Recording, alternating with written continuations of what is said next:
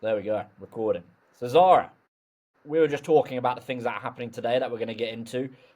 You've recently been talking around various different topics, and I know your involvement across various different areas within tech and within bringing things through House of Lords and government and your initiatives, and you're a co-founder and all these amazing things.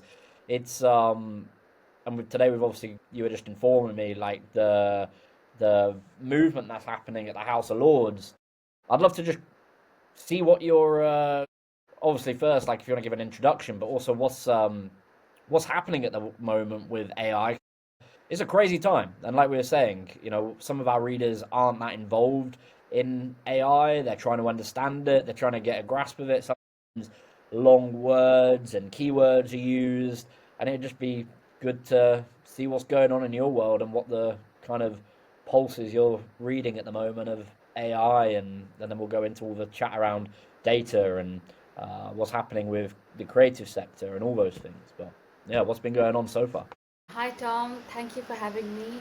As you know, as you mentioned, just to introduce myself, I'm Zahra Shah. For those people who don't know me, I'm an AI and frontier technology expert, and I serve across several boards. What you mentioned currently around the AI and creative industries, there was a recent roundtable hosted at the House of Lords by Baroness Kidron, together with UK AI. And the aim of the roundtable was to bring together people from the creative industry as well as the AI sector, Yeah. together with representatives from DSET, Department for Science, Innovation and Technology, and Department for Culture, DCMS, Culture, Media and Sport. And to really have an honest discussion about the challenges people feel in both the sectors. There were key stakeholders at the roundtable, both from private sector, third sector, and the public sector. So it was a very, I would say, well balanced discussion, and there was good representation from all sectors.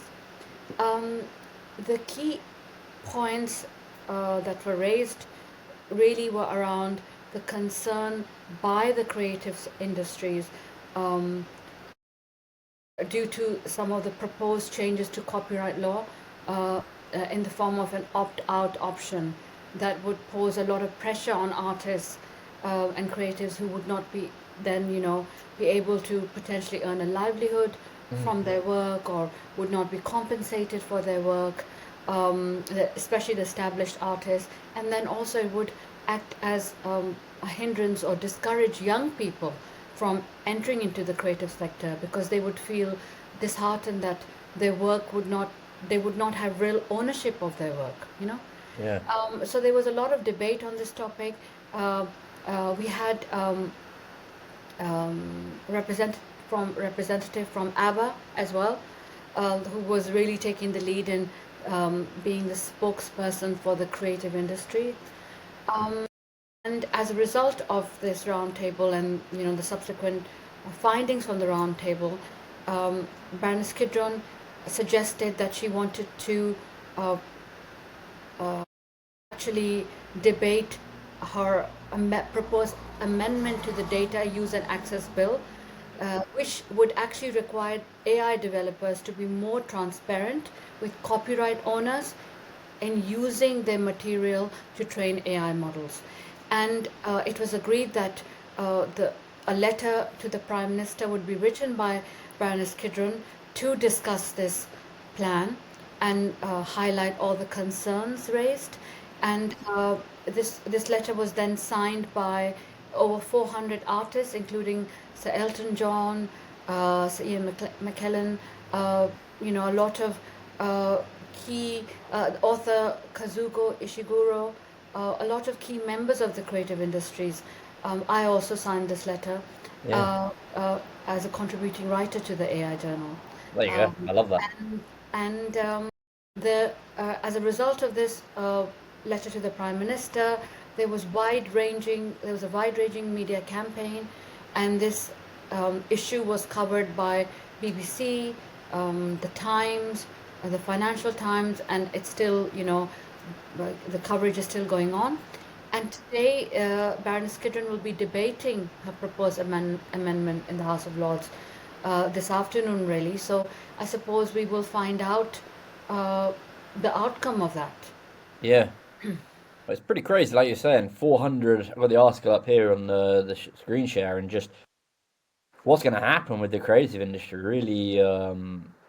really makes me question a lot of things. Like what's like you mentioned here, the Kazuo Ishiguro, playwright David Hare, Kate Bush, Robbie Williams, Coldplay, Tom Stoppard, and Richard Curtis, so Paul McCartney.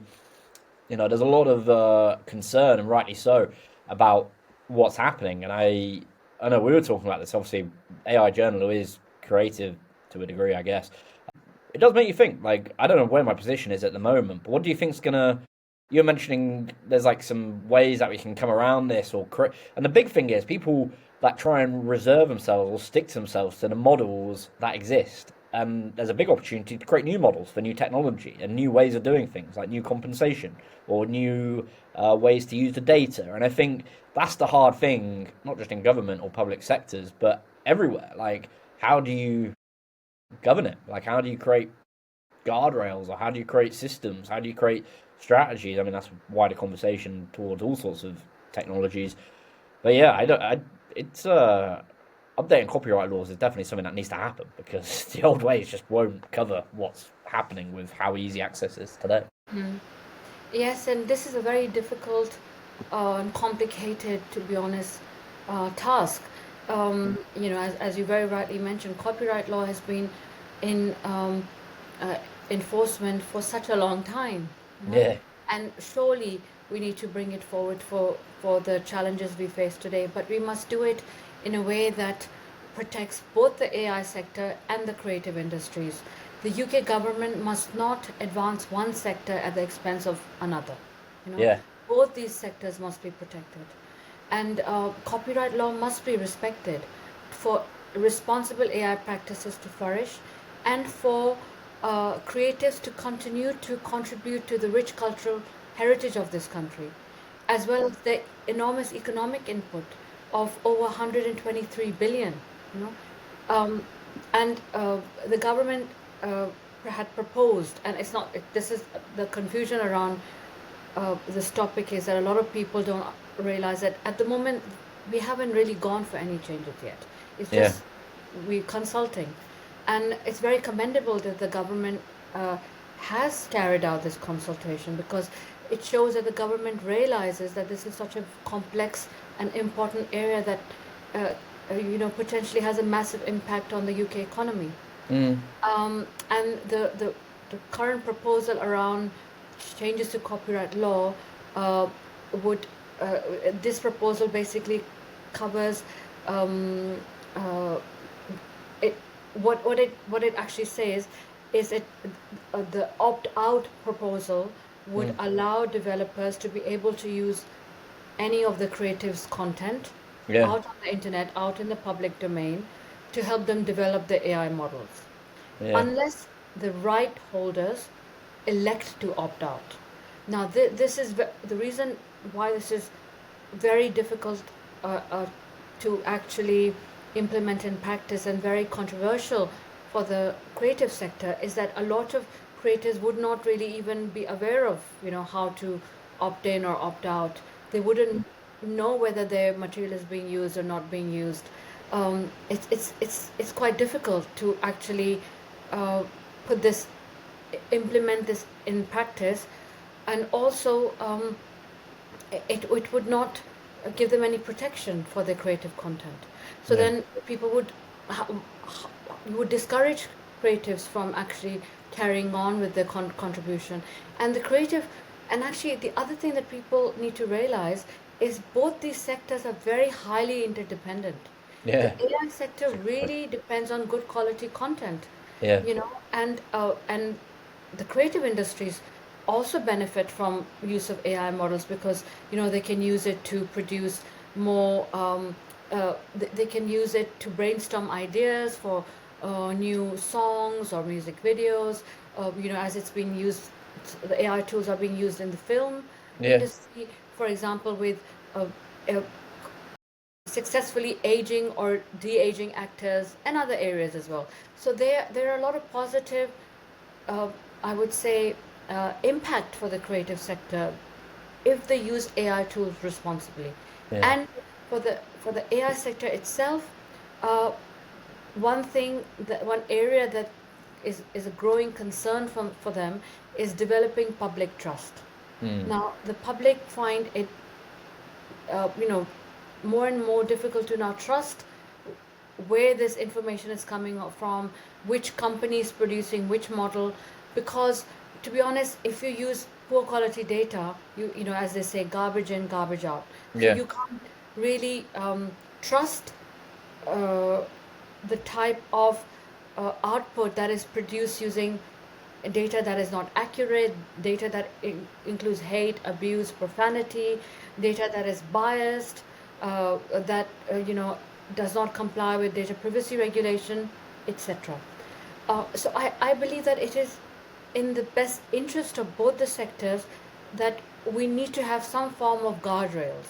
Yeah. And the proposal that Baroness Kidron has put forward is actually quite a sensible proposal, because uh, the need for greater transparency will ensure that AI companies follow responsible AI practices, so it will enable responsible AI practices to flourish, and it will also protect creators, because then they will have, you know, the right to, you know, explore various different options for their creative output. Perhaps some creators might, instead of financial compensation, might opt for, you know, access to a large number of users, or a highly, I would say, popular platforms. So this might enable some innovation in terms of how the AI sector and the creative sector want to engage, but in a responsible manner.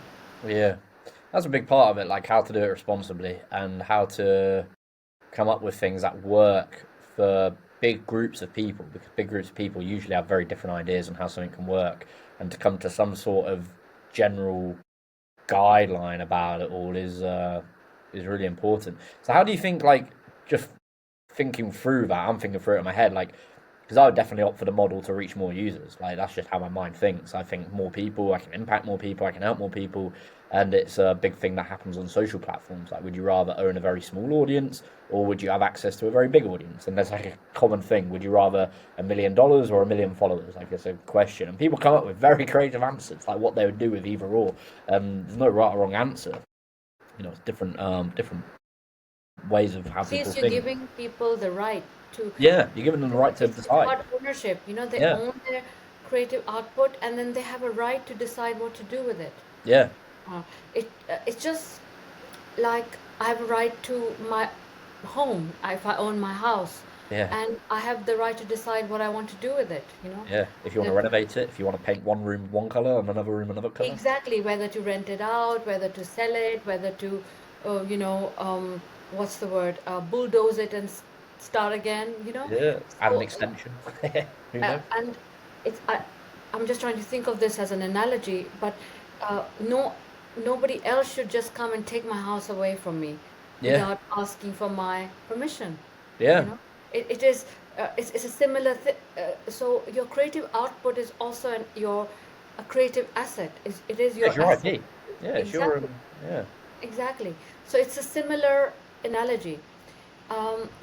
What I do believe is that in the long term, the UK will need to put in place its own responsible AI regulation that is fair, balanced, transparent, innovation friendly, um, principles based, respects copyright law and data privacy regulation, uh, and charts it also mitigates bias in AI, um, addresses misuse of AI such as deepfakes, etc., yeah, and charts a middle path between the US with its no AI regulation regime and the EU with its over-regulation in the form of the EU AI Act to uh, to come up with responsible AI regulation that helps to position the UK as a global leader in responsible AI. So I see this as a huge opportunity for the UK, because the UK can learn from the challenges globally, Yeah. and it can learn from what works, what doesn't work, and take the balanced approach, take the middle path. And historically, the UK has been a place that is, always led in coming up with, uh, I would say, pioneering legislation. Yeah. Uh, uh, it's the legal sector. It has become a model for so many other countries globally. And Yeah. then, apart from a really, I would say, respected legal sector, we also have a thriving financial services sector, a dynamic creative industry sector, and also a technology and AI frontier tech sector. So it is very well placed to do that, to lead in responsible AI, because I believe that what's happening globally with US and with China, with all these models coming out, there are about million models on Hugging Face right now. So Yeah. you can imagine. It's getting Uh, more and more every single day, every week Exactly. it seems. And how Yeah. do people know which ones to trust, which ones to rely on, which ones to use, and which ones to discard? Also, different models are good for different tasks. Yeah. Not You can't use one model to do everything. So trust is a very important factor now. And as more and more models come into the marketplace that are utilizing unethical practices, people will have a difficult time trusting those models. And the companies that are able to take a lead in responsible AI by building trust with the public, in the future, people will turn to those companies Yeah. because they will trust those companies. And it was discussed at the roundtable. Actually, there were certain suggestions, very interesting suggestions from the attendees, to come up with some kind of trademark. So, for example, if you have produced content using responsible AI practices, or ethical AI, so you should be able to mark that, trademark that. That this, just like you should be able to mark, uh, let's say if you produce any content using AI, you should say that this is AI generated. Mm. And then you can also, if you're using responsible AI practices, then you should be able to say this is ethical AI, so people Yeah. can trust that. Because the way a lot of these AI based content is going, already it's very hard for an ordinary user without technical um, background to identify um, a genuine video from a deepfake video. You know, Yeah. you can. There are different ways of doing that. You can do that, but soon it will become impossible as it's Yeah. becoming more and more um, advanced, that AI technology. And then you can see the impact in terms of challenges globally. If there are conflicts, people will not be able to get reliable information. You know, so misinformation will uh, have a very negative impact on the public.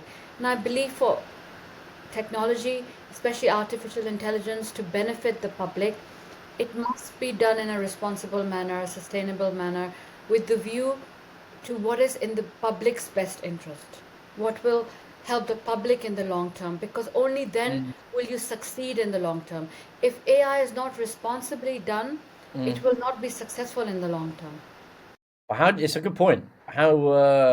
I mean, it's like your point about different models. I know a lot of people that are developers and they use one model for coding and they use one model for writing. So you might use Perplexity for like context and references, and you might use, I don't know, ChatGPT for coding because it's better at coding. I think you use places like Cursor and VO and Replit for actually making prototypes.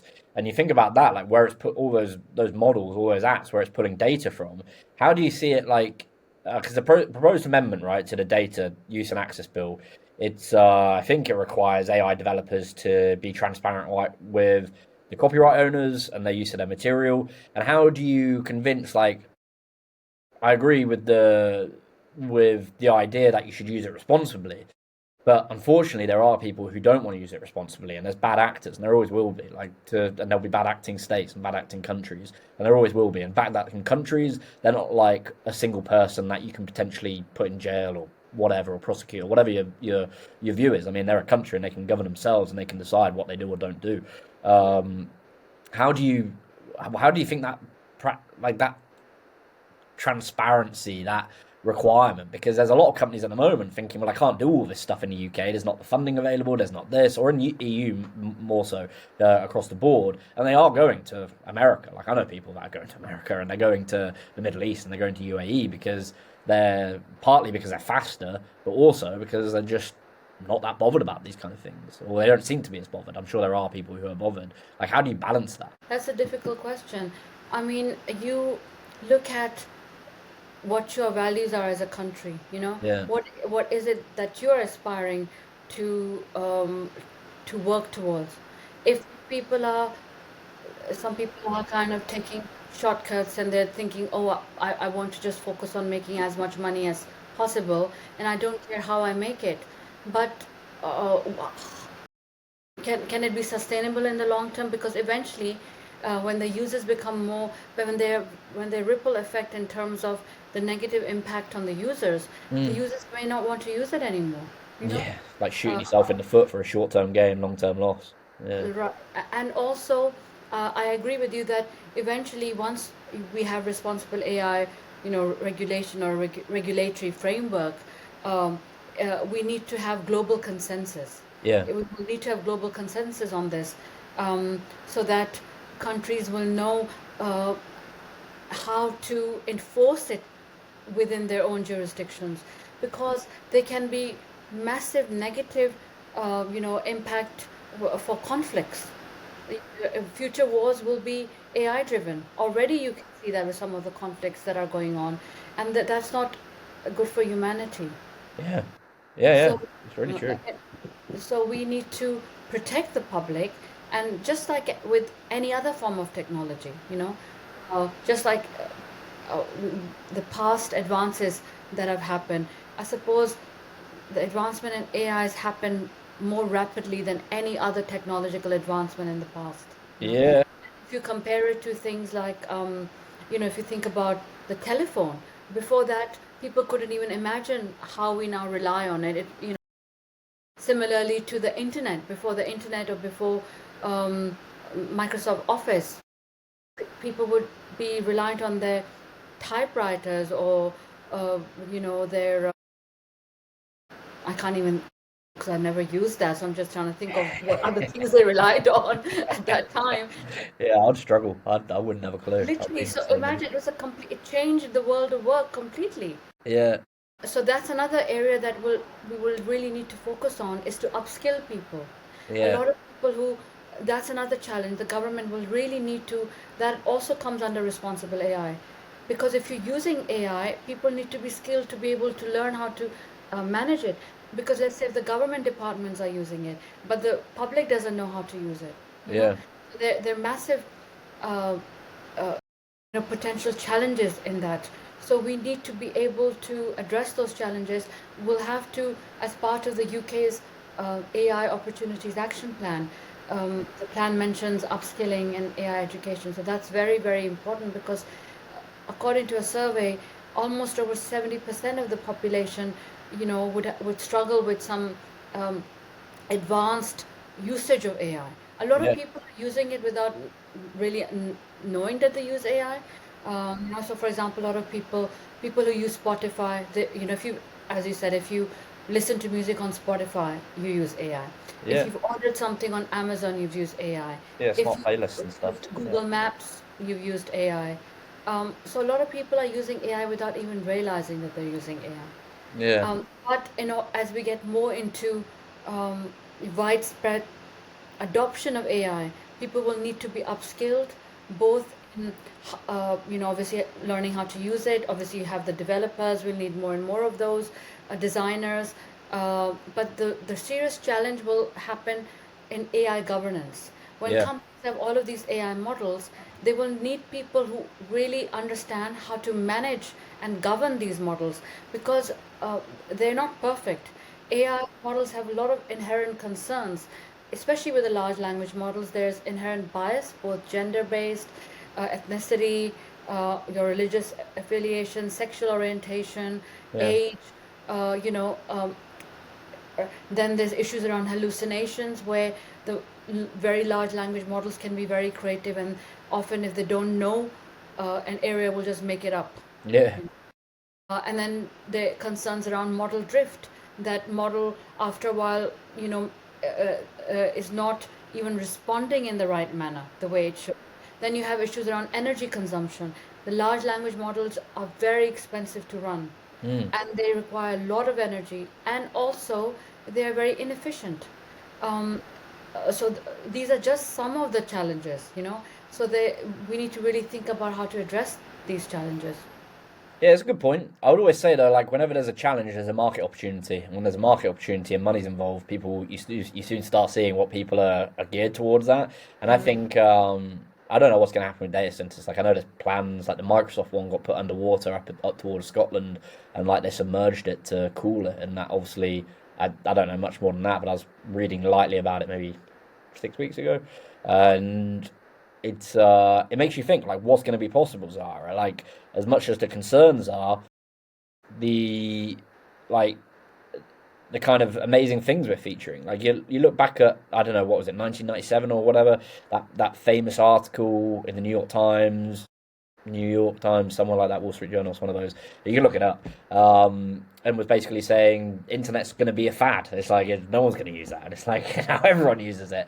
And I think that's why I don't like the word AI hype. I mean, there are companies and there are technologies that are hyped 100%, but I think this is going to be like a second. How you gave the example with Spotify Smart Playlists or Google Maps or um, whatever you're using it in, whether it's TV recommendations, machine learning on Netflix, and what shows you might like, and giving the thumbs up to tell you more. Those models, they're very discreet, but they're very, very powerful. Like like the algorithms on social media, they're very powerful. And to know, and that is all based, and from what I can understand, just one big machine learning pattern, thinking, what do you like, what don't you like, what do you like, what don't you like.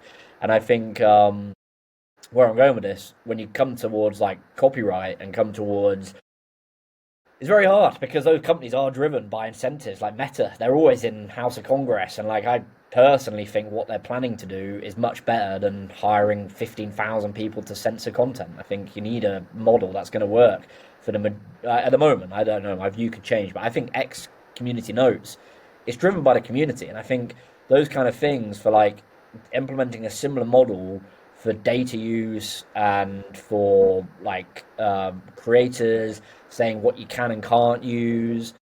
I don't know. It's like massive void that needs more conversations in places like House of Lords and to get roundtables on, because I, it makes me think about my business. Like if I'm using all this content or using these things, and people write the content for us, and then they never told us don't like it, but then they don't want it on the site in 10 years from now.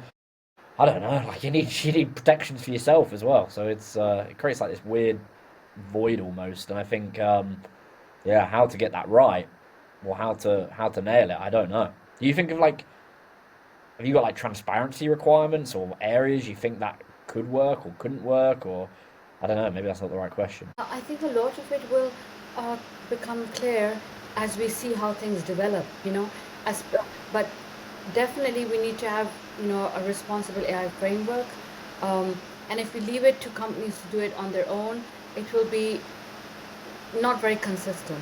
If you want it to be consistently followed across the country, then you have to do it through regulation. But I agree with you, the regulation should be innovation friendly. So that, Innovation, yeah. that is why it has to be balanced. Uh, that it should protect and encourage both sectors. Yeah. Um, but also, I think because the regulation, if it's principle based, it will be more agile. I think it should be agile and flexible to incorporate, changes required or updates required as this industry is growing so rapidly. Because Yeah. we may come across some challenges that we haven't even thought about. That's exactly where I was going. That's where I meant to go. Like you So said we it need, I perfectly. agree with you. We need to be Yeah. very agile and flexible. We need to know, as Socrates said, that we we know that we do not know everything. Yeah. It's very true. Question everything, Yeah. not take everything, you know, at face value. And it's very important for the public to be involved, and it's commendable that the government, follows a consultation process that should be followed for any legislation. Yes. The public should always be involved, because that's how you get the best ideas, uh, by reaching out to the people who are going to be impacted.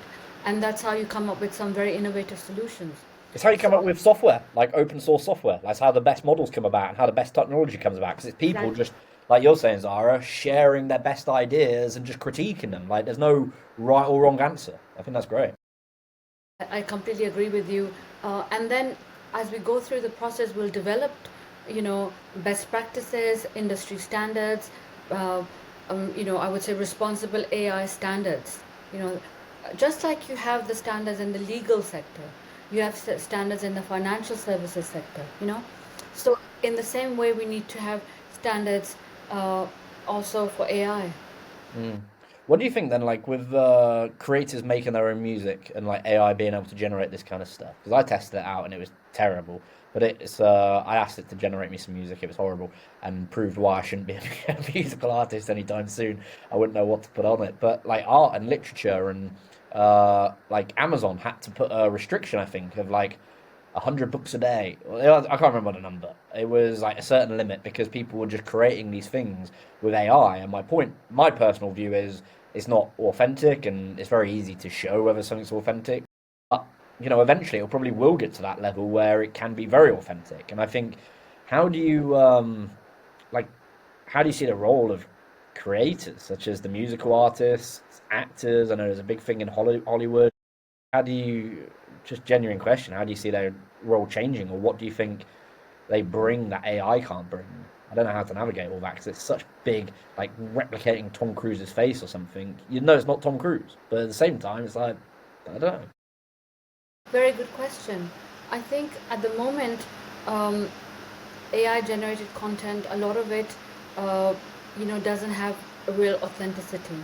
It doesn't, it doesn't connect with you in the same way like a John Lennon song would connect with Yeah, you, for correct. example, right? And the way I see it is AI is a tool. It can help you do your job better, whether you're a musician, artist, you're producing a presentation, you're producing a video. You can use it just like you would use, Microsoft Office to produce, help you brainstorm ideas, Yeah, um, structure your thoughts, and produce sort of early drafts of your work. yeah, But the voice has to be yours, because if it's not your voice, it's not your idea. AI still cannot really come up with. AI struggles with what I call nuances. So it struggles with things like differentiating between genuine hate speech versus legitimate political discourse. mm, So it still operates very much in a black and white manner. It doesn't have the human kind of ability to empathize, to the human intuition. It doesn't have that. Doesn't have the nuances. So human beings are still required to verify a lot of the work, as you said, because mostly, I mean, AI is very error prone. It's not always accurate, and you need to have an expert. Let's say if you're using, as you said, perhaps utilizing a tool to help you or make up a draft version of a song. And if you were not a professional songwriter, you would not know how to verify, modify, you know, that information. So you're using it as a tool. But for a layperson, uh, yes, it would not. He or she would not get a very high quality result. You know. yeah, I So definitely agree. the human input is human expertise, human judgment, human creativity, and I would say human wisdom. Or your Yeah, AI lacks soul. AI mm. doesn't have your wisdom, doesn't have your heart, doesn't Doesn't have have your your soul. passion. Yeah, It doesn't have your, all the human qualities of trust, yeah, integrity, honesty, empathy, kindness, passion. compassion, Yeah, passion, yeah, wisdom. It doesn't have those qualities. So I believe those qualities that make you, a human being will yes, become even more important. You yeah, know, soft skills, or I would say human skills, especially judgment skills. Good judgment will become very, very important, because when you are faced with so much, I would say, massive amounts of misinformation, mm. human judgment will become even more valuable, because only unfortunately, not many people will be able to judge the difference between what is accurate and what is not accurate, unless it is completely, you know, specified, you know, whether uh, they follow, uh, you know, regulation that enforces people to specify that this video has been produced using AI or this report has been produced using AI. Yeah, and even then, people don't properly label it. But I think it's a really good point that you, like, I see people advertising companies on LinkedIn. I know they've never used a company. Like, I mean, Alteryx is one that I've seen advertised, and Alteryx is very expensive as a thing. It's very helpful as a tool, but a two-person company is. I'd be amazed if they're using Alteryx, and you're seeing them advertise it, and that doesn't have correct labeling. I mean, that's kind of data and advertising stuff, but it's similar to what's going to happen with AI. Like, if you're not using a proper thing. And your point there was so good, Zara, because my view is on things like you can tell when people are going into business, like talking as a business owner, and similar to yourself, like you can tell when someone's very passionate about something, right? And it just shows. Like you can tell they would do it for free. Like they would do it if they. And those are the ones that do the best because you naturally are drawn towards them. Like I know you're passionate about these topics, which is why I wanted to talk to you, and I was drawn to you to ask you because you're the one that's probably not looking at it as a right or wrong. You're looking at it as like, how do we get over this hurdle and move to the next thing and help people? And you can see the genuine passion in it. And it's like you see those businesses that are like get rich, get quick schemes. They never work. And people go into businesses that start businesses and their heart and soul is not in it. And that's kind of similar to what's happening with AI. And you can see people like dabbling in these industries. And it's like, am I concerned by people using AI? Not really. Am I concerned by people who I know my direct competitors, and I have a lot of respect for them because I know they're getting up every morning, pushing themselves very hard to get a result? Yeah, and it's like that's why I want to use it to like help me become even more creative. But I've got the natural, similar to you and similar to everyone else. It's a very like someone was asking me like, what would you say for starting a business? I'm like, just find something. Like, it's really basic advice, but there's something that you would do even if you weren't paid for it because those things show and people are just drawn towards you. Like there's nothing worse than doing business with someone or seeing someone use a tool like AI just for the fact of like a money grab or I don't know. I know people do exist and they are, lucky in my case because normally it doesn't work out for people. But it just makes you think, why would I want to deal with someone like that? Like that's not using it for a proper purpose. You know what I mean? Like with and you can see it in a creator. Like you'd think they just don't have the same willpower or same, the characteristics you were mentioning. And it shows a mile off. And I think that is what's going to hit the creative sector or not disrupt the creative sector because someone that doesn't really want to be a singer and is using AI tools to try and sell an album, you're never going to compete with like a Taylor Swift or someone because they just do it because they love it. Like, and it obviously works for them. So that's what I think. I encourage people. Yeah. Very valid points. Very valid points. Another thing I thought came to me while you were explaining your point of view is it might be really interesting to, I don't know whether you consider doing things like that for the AI journal to actually do a survey of their own, Yeah. or with your audience to find out their views. What do people think? Yeah, we need to. Me and Steve talked about doing it. We did it back in just as our starting 2020, 2021, 2020. And we did one on what people's perception was on AI with COVID. And it worked. Seeing as we were barely getting started at that point, it's, we've dabbled in research, but it's a good point, Zara. What kind of questions do you think I should ask? Or no, maybe that's the wrong question. What kind of direction do you think it should go, maybe? It would be very interesting to look at what are the current concerns people have, you know, what are people's genuine concerns about this area. How do they think it's going to impact them? How is it already impacting them? And how do they think it can impact them?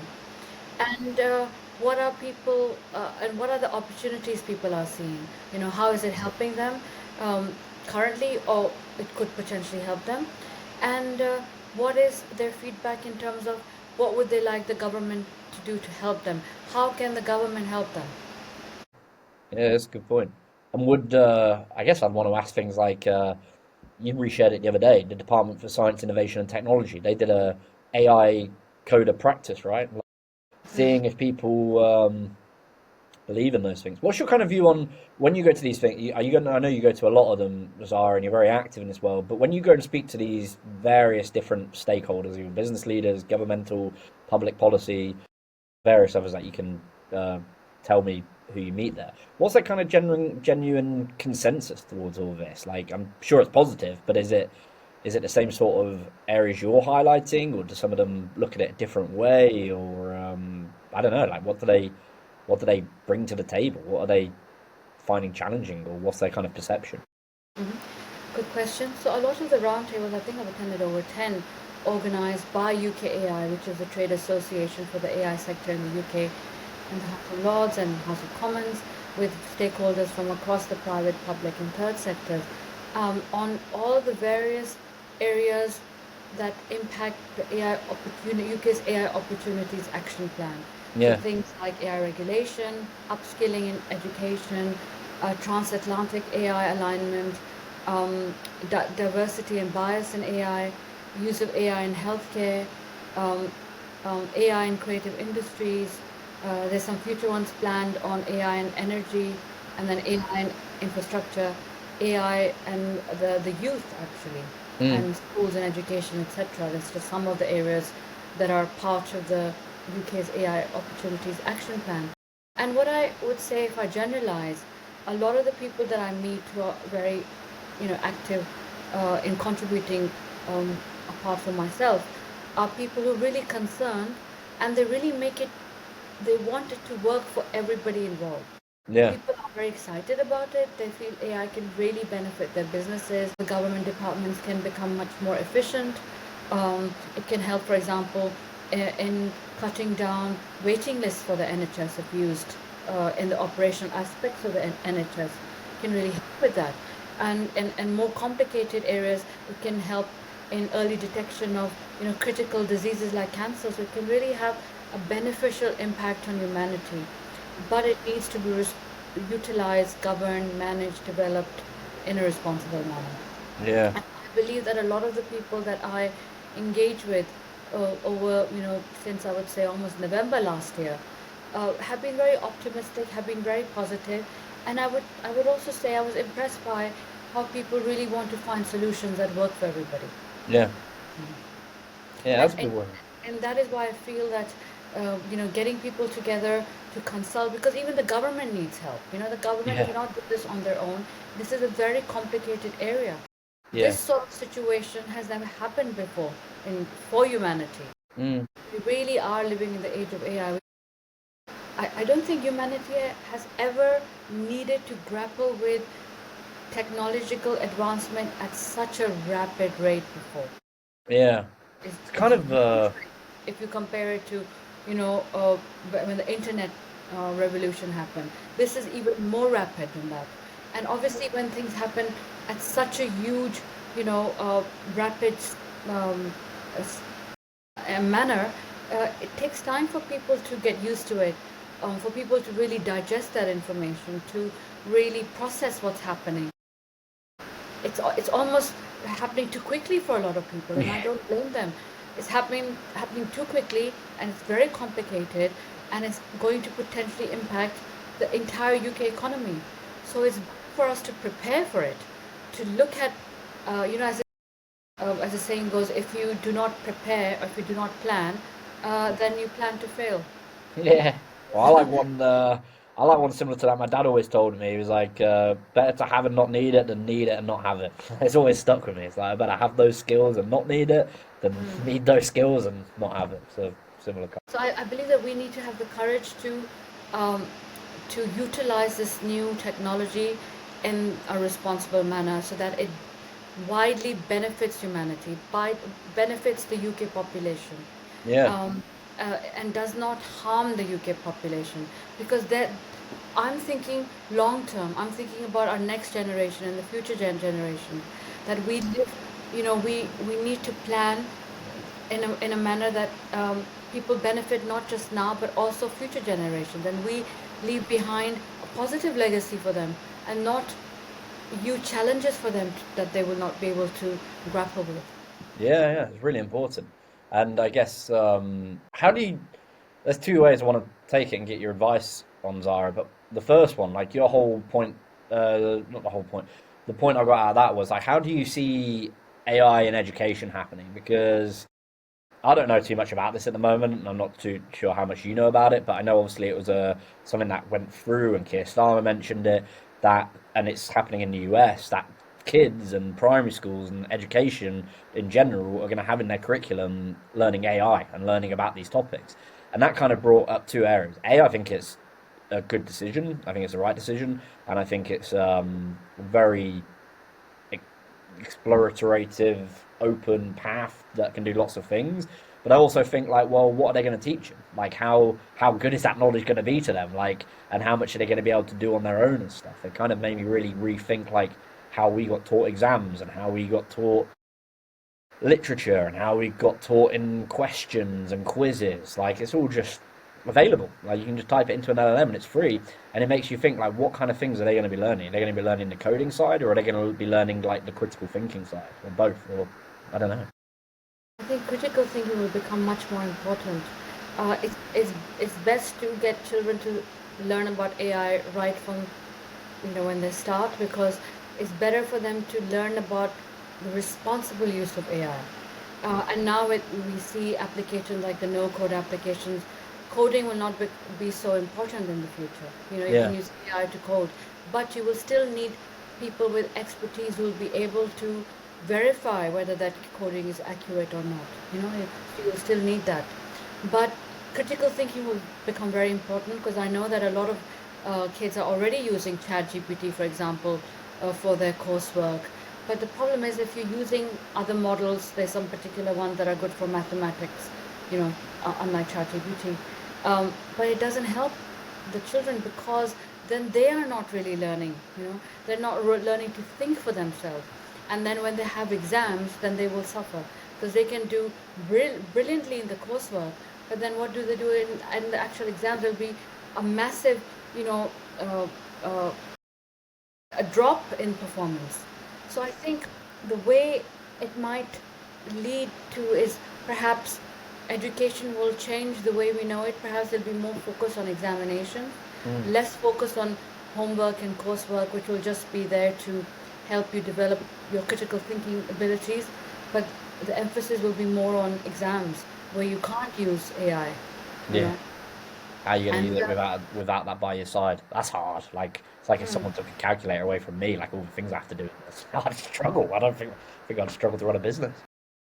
so it's very important for young people to still develop their critical thinking Yeah. abilities, and to be able, and it will be even more important because they need to be able to distinguish between information that is genuine and information that is fake, because they will have this problem even more than us. you Yeah. know they will be all across social media. There's wide the wide variety of information out there is unfortunately not accurate. Yeah. you know and we can see that it has and also the but children are very vulnerable. If you look at the Internet Watch Foundation, some very shocking statistics. In the recent report, they mentioned that the use of AI in generating child sexual abuse images has quadrupled, tripled. It is, and you have to protect the vulnerable members of society. Yeah. One of the ways of how they deal with that is, and they also use AI to identify and report and remove um, instances of child sexual abuse images. Yeah. And the recently implemented Online Safety Act has been really helpful in this regard, because under the Online Safety Act, all social media platforms must actually remove any child abuse images, any illegal, harmful images from their social media platforms. Otherwise, Yeah. they'll be fined. So, and also it's a reputational risk as well. Yeah. So this is very important, because as a responsible society, you need to protect the vulnerable members of your society. 1 in 3 children are internet users globally, and one Yeah. in four in the UK. Just so we must protect them. Yeah. So I think education for the young people is even more important, and especially educating them so they know uh, that it's best not to even access sites where there's no age verification required, because the Information Commissioner's Office has established the Children's Privacy Code, the age appropriate code, and but companies are not enforcing it. Companies are not following it, particularly porn sites. And if you look at some of the reports done by Bernardo's, the largest children's charity in this country, one of the reports that I was reading, which was quite shocking, that 1 in 3 um, you know young people in this country, teenagers, are addicted to porn on just on their iPhone, and it Yeah. is causing massive mental health problems, Yeah, like massively. generational mental health problems, Yeah. because they are not mentally developed to um, deal with that kind of information. So, these are just some of the challenges that we are facing, right? So Yeah. we need to, as a society, come up with solutions to these problems. And um, the law provides one solution. You always have recourse to having regulations so that people actually, follow it. Yeah. If you leave it just to companies' goodwill or best practice, they're not going to protect children. They're not going to protect vulnerable people because it's not in their interest to do so, because it doesn't help them make more money. Yeah. In their view, it doesn't do that. Uh, but um, but in terms of your reputation as a company, somebody that people can trust, that really um, is based on how you treat um, your customers, how you uphold rights of vulnerable people, Yeah. um, you following, all of the various health and safety policies. Um, so it's a mix of, I would say, regulation, best practice, um, following an ethical code of conduct within the industry, and also educating people. Yeah. People need to be made more aware of the kind of dangers so they know how to protect themselves as well. Yeah. It's a real messed up situation, like with those examples you were saying with teenagers and kids and what they do or don't get involved with online and the hate speeches and everything from all that horrible stuff. And there was a film I watched, it's not quite related to it, but like The Sound of Freedom. And I don't know how there's obviously but like that's about human trafficking, and it just makes you think like vulnerable people, like what can happen with a digital identity. And there's those things like adverts of like being careful where you post pictures of your children because of them being duped and like I don't know, making deep fakes around it and all these different things. And it happens to the elderly as well. Like you see it with the elderly people or people that are I don't know that maybe aren't as switched on about those things that can get caught out in a scam, and it happens to very well successful people as well. Like that bank that transferred $25 million out of Hong Kong, I think, and it was all done by a deep fake. And you think that's a transfer of $25 million like through their account executive or whatever. Like must have been some pretty insanely good deep fake, and you think it duped them, and they're pretty smart people that clearly have a lot of money and know how to handle those things. And it makes you think like that was the question I was going to ask. What around like the data side and what that kind of view is like. I don't know, like how do you get that right around data and I think you mentioned it at one of your roundtables, like the role of data in AI bias. Like how do you manage those things, Zahra? Like what does that look like? It's pretty crazy. Again, I would say that for companies to establish trust, the ones that follow data privacy regulation, they make sure the data that they use is, they've got the consent to use that the data is accurate, they remove any hate, abuse, and profanity. Um, those platforms will be more trustworthy. I can give you an example of IBM's responsible AI What's the Next platform for enterprises. That is one of the few that I have seen in the marketplace that is built on responsible AI practices. They uh, they they actually incorporate more targeted models for specific areas and functions for a business. These models are targeted and tailored towards enterprises, and they allow enterprises to adopt a knowledge assistant, for example. A knowledge assistant is a tool that helps you, answer questions. For example, you can use a knowledge assistant within your HR function to um, um, find out about the various policies that the company has, and whether you're complying with those policies is one example. Then they can also use it for agentic AI, where you have AI agents that are actually independently performing tasks for your company, such as in KYC compliance, Yeah. In order to do that, they utilize data within an organization, so that data is not accessible to anybody outside of the organization. They use data that is complies with privacy regulations. They remove any hate, abuse, and profanity. They make sure that they use high quality sources of information, especially within the organizational databases. They then use that to train the model.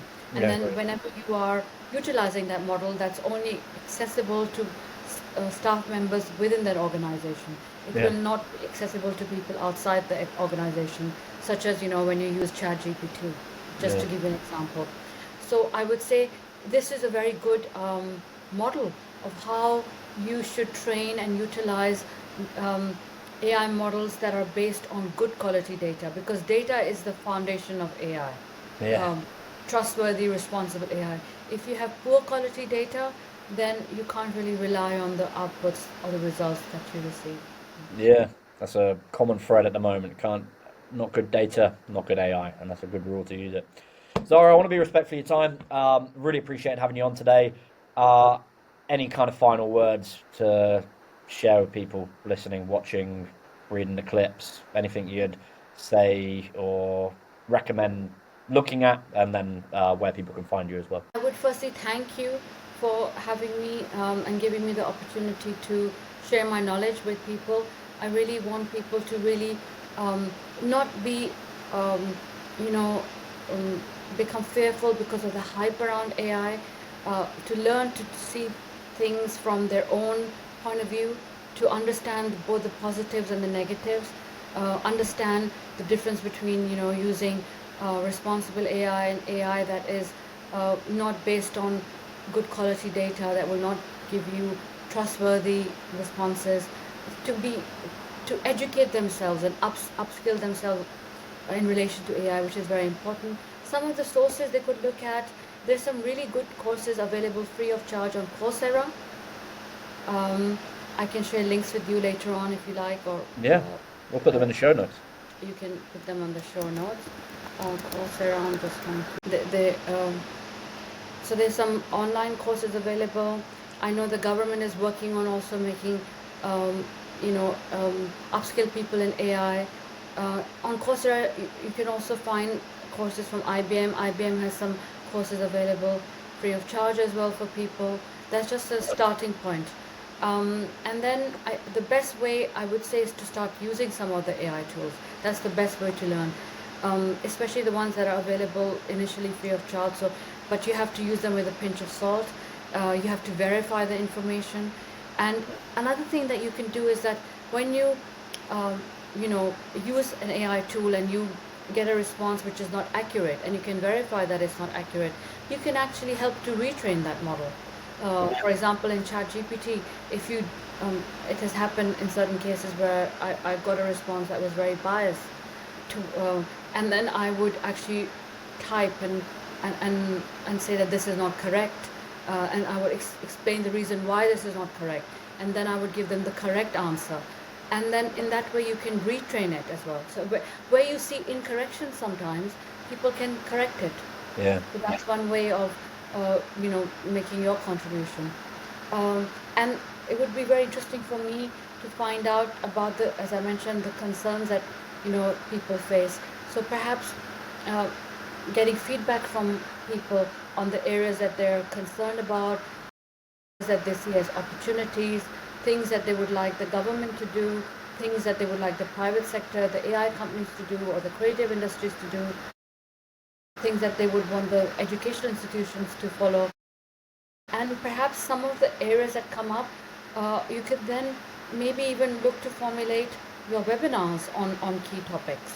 Yeah. You could do that by uh, focusing on an area of concern and get people engaged. Yeah, that was a good suggestion. We definitely need to do that to bring people in and to get those topics covered, because there's a lot of a lot of our audience, or growing portion of our audience are people that are quite new to the area. But yeah, and it'd be interesting to see from, like you said, from the public sector and government areas. So yeah, I might be taking your advice on that and asking you for a few suggestions. But we ran one back in 2021. That was quite good, and we've run them for customers and done surveys for people because of our network. But yeah, we definitely need to do that. It's good advice. Zahra, where can people find you? They can find me on my LinkedIn to begin with. You can share my LinkedIn. It's under my name, Zahra Shah. I'm also on Twitter, Instagram, and Facebook. I use my social media platform professional only for professional purposes, and my main aim is to, educate people in whatever way I can and to raise awareness. Yeah. Well, you've always been a massive help to what we're doing, and you've always been really supportive since I got introduced to you. So I really appreciate you as a person and for all the efforts you're doing around responsible AI and the the opportunities you've opened up for me. So it's yeah, it's really appreciated, and I'm looking forward to having you on again and eventually meeting you in person. So hopefully, I've been to one of those board meetings before or roundtables, so I might uh, have to go to another one and we can be live in action at one of the roundtables. But apart from that, Zara, you've been a massive help, and I really appreciate you coming on. And looking forward to the next time. Thank you so much, Tom. Looking forward to it. See you soon, everybody.